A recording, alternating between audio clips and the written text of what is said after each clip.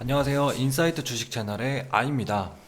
오늘은 연말 배당 관련된 얘기를 해볼까 해요. 근데 연말 배당에서 한 10% 이상의 수익률을 낼 만한 배당을 가져다 줄 종목이 제 생각으로는 보여서 기대해 볼 만한 종목이 보여서 오늘 한번 그거에 대한 이제 논리 근거 여기가 이렇게 10% 이상의 배당을 줄 것인가에 대한 얘기를 한번 해보도록 하겠습니다. 일단 종목은 두산 밥켓이고요. 두산 밥켓에 대해서 한번 얘기해 보도록 하겠습니다.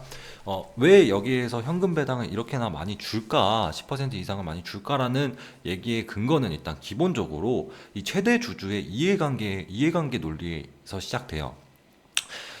두산인프라코어가 최대 주주로서 현재 지분 51%를 갖고 있죠. 그리고 두산인프라코어는 현재 DICC 소송과 관련돼서 진행 중이고요. 그리고 또한 두산인프라코어는 매각도 함께 진행 중에 있습니다.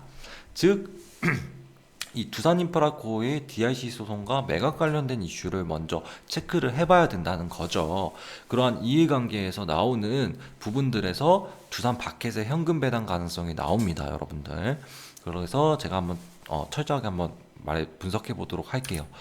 일단 기본적으로 DIC 소송부터 보도록 할게요. DIC 소송을 요약하자면 재무적 투자자 FI가 DICC, 즉 두산인프라코어 중국법인에 원금 2011년에 원금 3,600억을 투자해서 지분 20%를 얻어냅니다.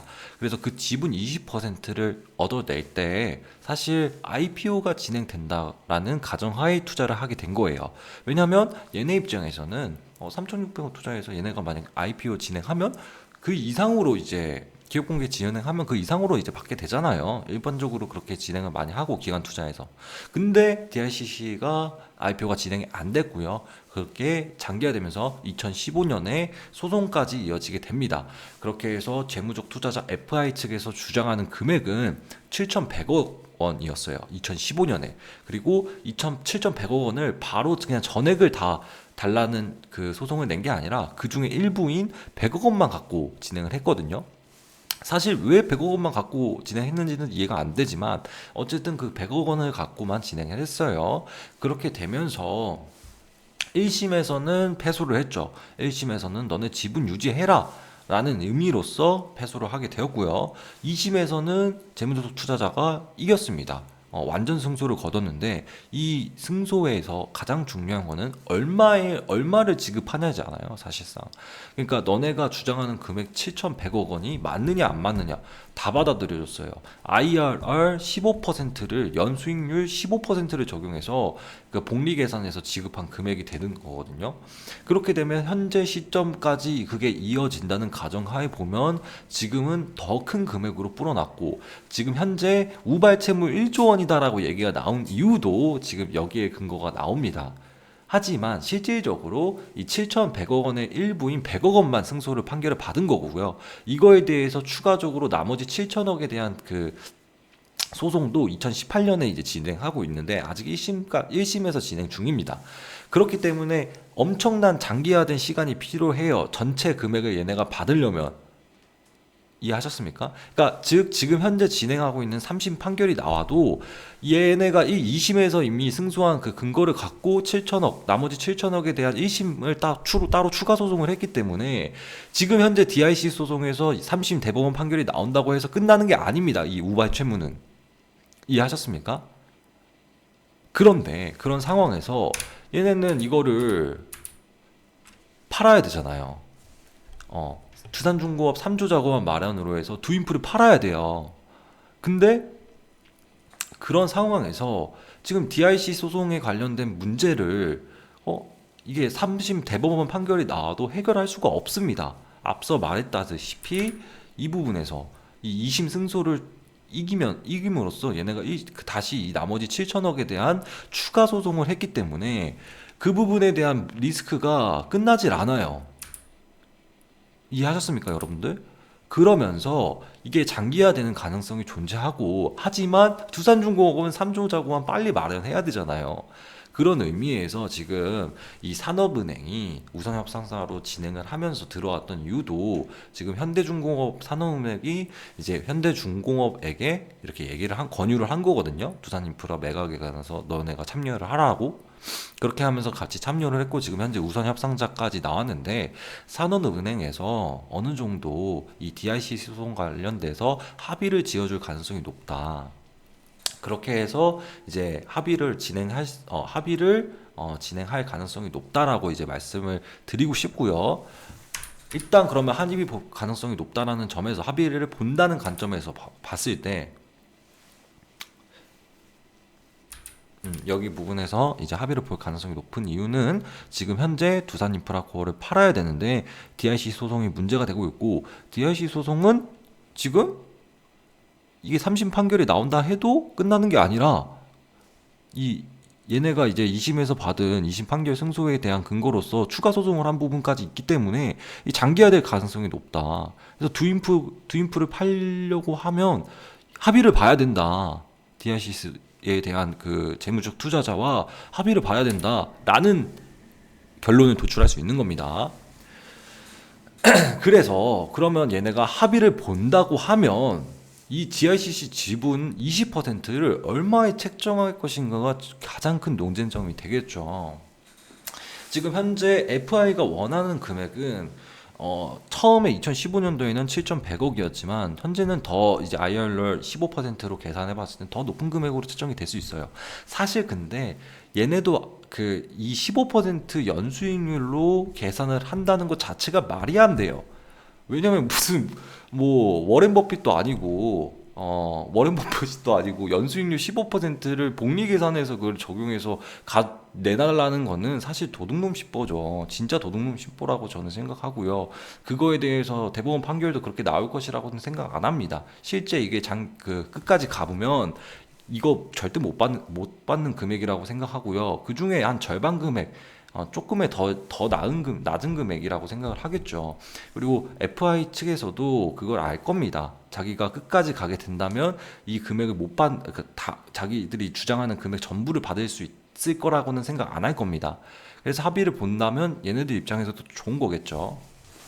그래서 중간 합의가 가능한 금액은 대략 지금 투자원금 3,600억에서 대략 한 5천억에서 6천억 사이라고 저는 생각을 하고 있고요. 그래서 한 5천억 정도라고 이제 가정하에 이 금액을 잡았습니다. 그러니까 두산인프라코어가 합의를 한다는 가정하에 보면 얘네가 지금 현금이 필요한 금액이 5천억 정도가 필요하겠다라고 이제 결론을 지은 거예요. 그러면 지금 현재 두산인프라코어가 갖고 있는 현금 및 현금성 자산은 3, 4분기 말 별도 재무제표 기준으로 해서 2,800억입니다. 즉 현금이 부족하다는 거죠. 한 5천억에서 6천억 정도를 합의를 봐야 되는데 얘네가 돈이 없어요. 지금 현금. 그러면 이 DICC 소송 해결을 위해서는 현금을 마련해야 되는데 얘네가 현금 마련할 방안은 두 가지입니다. 두산인프라코어 유상증자나 아니면 두산마켓의 현금 배당. 여기에서 이제 두산마켓 현금 배당 얘기가 나오는 거예요. 두산인프라코어 유상증자는 사실 가능성이 매우 낮다고 봐요. 왜냐? 일단 지금 매각 협상 진행 중인 상황에서 두산인프라코어의 매각 협상 진행 중인 상황에서 유상증자를 지금 현 지배주주가 결정한다면 좀 문제가 많이 생길 우려가 있고요. 그리고 이 두인프 매각을 위한 두인프 유상증자라는 말이 나오게 되는데 말이 안 된다는 거죠. 두산인프라코어 매각을 위해서 두산인프라코어를 유상증자한다? 뭐 막판에 뭐 이제 바뀔 때 됐다고 주주들한테 뭐 뽕 빼고 간다? 이런 말도 안 되는 논리가 형성된다는 거죠. 그래서 이 두인프의 유상증자 가능성은 매우 낮다. 그렇다면 이 두산마켓의 현금 배당 가능성이 높다고 보는 겁니다.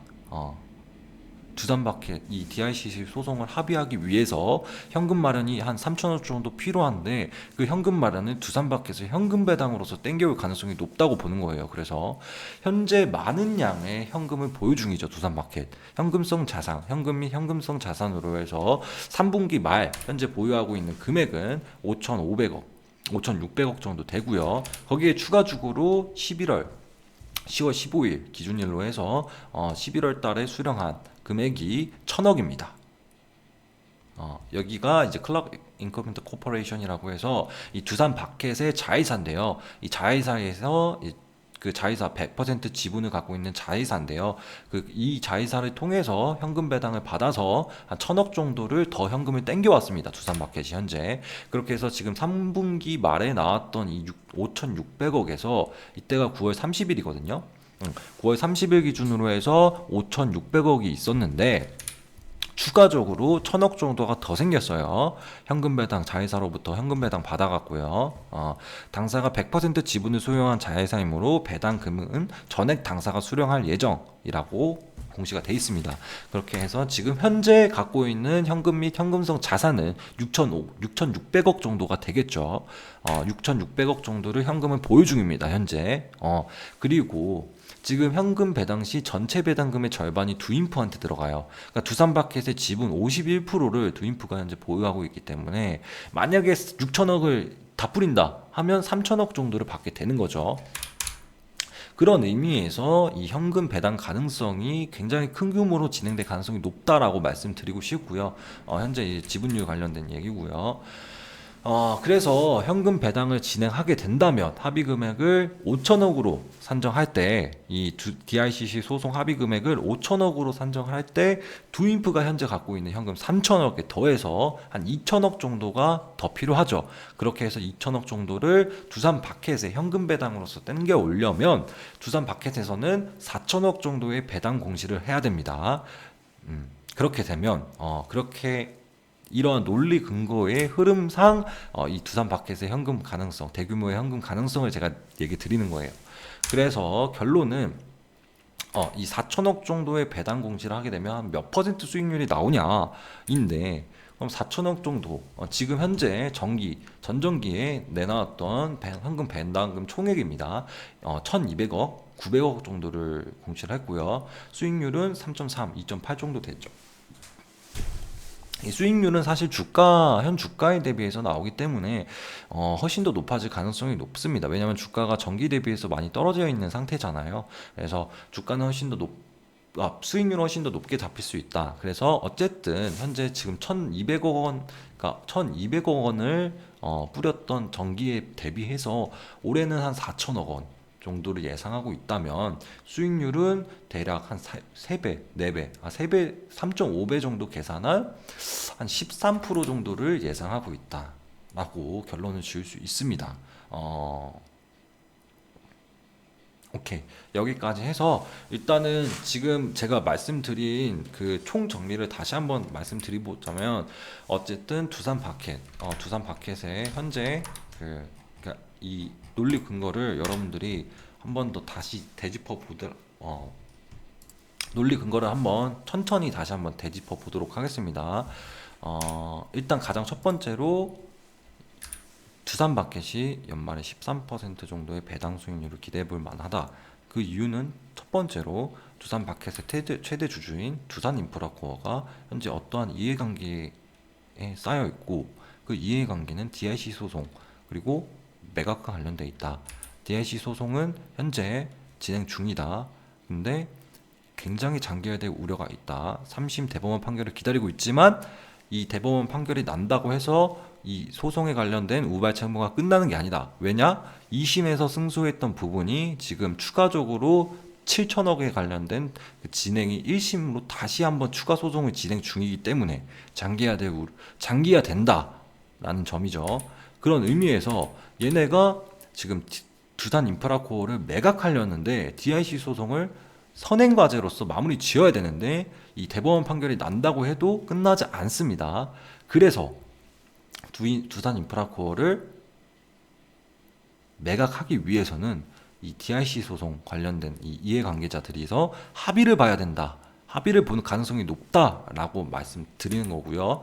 그런 상황에서 그럼 합의를 본다면 얼마를 합의를 볼 것인가? 그럼 FI가 갖고 있는 DIC 지분 20%를 얼마에 사줄 것이냐라는 논쟁점이 나오게 되는데, 여기에서 얼마에 사줄 것인가에 대한 얘기를 하게 된다면 현재 지금 투자했던 투자 원금 3,600억에 FI가 주장하는 금액이 IRR 15%인데 이 15%는 말이 안 되게 높다. 그래서 합리적으로 추정을 해봤을 때는 3,600원 투자 원금에서 대략 한 5천억에서 6천억 사이로 합의를 볼 가능성이 높다라고 말씀드리는 거고요. 그런 그 금액에서 두산 인프라코어가 그러면 이 합의를 하려면 5천원, 6천원 정도의 금액이 필요한데 현재 얘가 갖고 있는 현금 및 현금성 자산은 2,800억밖에 안 된다. 그러면 얘네가 더 현금을 땡겨오기 위해서는 어떤 방법이 있을까? 1번 유상증자, 2번 두산마켓에서 현금 배당. 두산 유상증자는 가능성이 매우 낮다. 왜? 두산인프라코어 매각을 위한 두산인프라코어 유상증자라는 말도 안 되는 논리가 성립되기 때문에 그렇다면 현금 배당 가능성은 많은 양의 현금을 지금 현재 두산마켓이 보유 중이다. 6,600억 정도를 보유 중이다. 그리고 현금 배당 시 전체 배당금 절반 이상이 두인프한테 들어오기 때문에 현금 배당 가능성이 높다. 라는 부분에서 얘네가 두산마켓에서 대략적으로 4천억 가장 가까이 대규모의 배당 공시 가능성이 존재한다는 점을 여러분께 말씀드린 겁니다. 지금까지 제가 해드린 부분들에 있어서 어느 정도 추론이 가능하다는 점, 그러니까 가능성에 대한 얘기를 하는 것 뿐이지 이게 실제로 배당이 이렇게까지 진행될지 안 될지는 아무도 몰라요, 여러분들. 저희가 항상 하는 말은 가능성에 대한 얘기고 그 가능성에 대해서 정확한 그래도 논리 근거를 만들어내려고 이제 여러분들께 공유하는 거고요. 그거에 대해서 여러분들이 생각하는 바에 의해서 여러분들이 결정하시는 거니까 여기까지 하고 영상 마무리 짓도록 하겠습니다. 감사합니다.